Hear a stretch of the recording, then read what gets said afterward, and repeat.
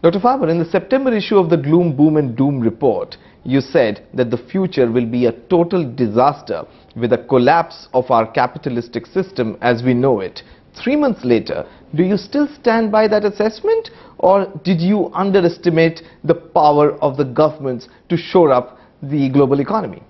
Well, I think that, we had this huge intervention in the world, but if you look at the cause of the financial crisis, the cause of the financial crisis was excessive credit growth. And essentially, the private sector has reacted rationally. After 2008, the private sector has reduced its leverage. In other words, consumer credit is declining and business credit is also declining, but this is being offset by a huge expansion of government credit. So total credit as a percent of the economy in the US is still growing. Now, officially, debt to GDP is 375%. It was 186% when the US went into depression after 1929. In other words, we start with a much higher debt level.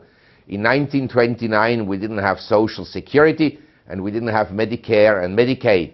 If you add these unfunded liabilities of Medicare and Medicaid, and if you add Fannie Mae and Freddie Mac that have been taken over by the government, we're talking about the debt to GDP of over 600%.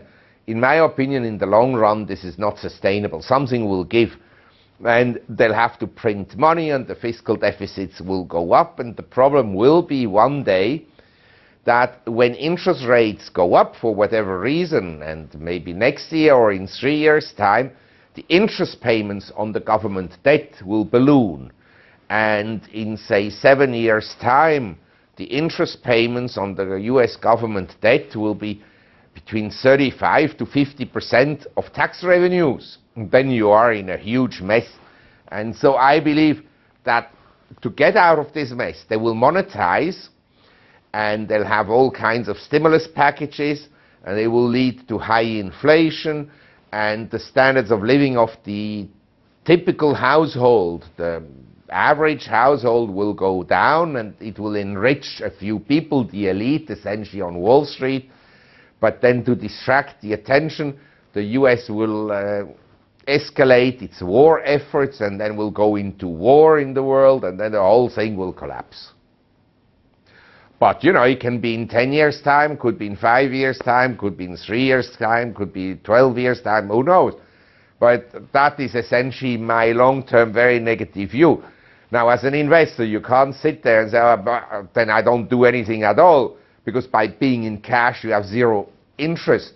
So you have to do something, and so I think that equities are probably a better place to hide than government bonds. You've also said that somewhere in the future there will be a war, and during war times commodity prices go up sharply.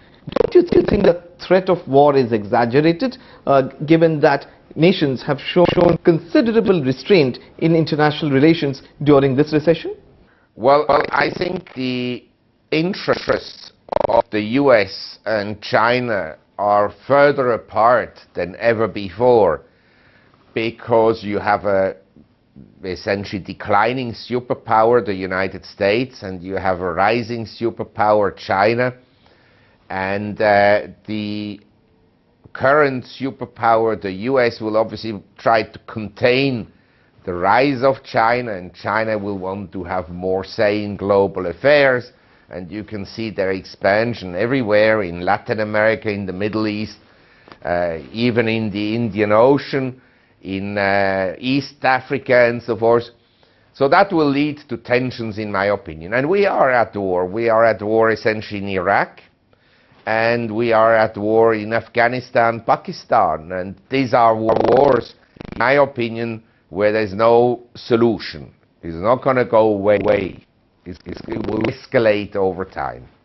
So does one then assume that you're still not very optimistic when it comes to the US economy or the markets?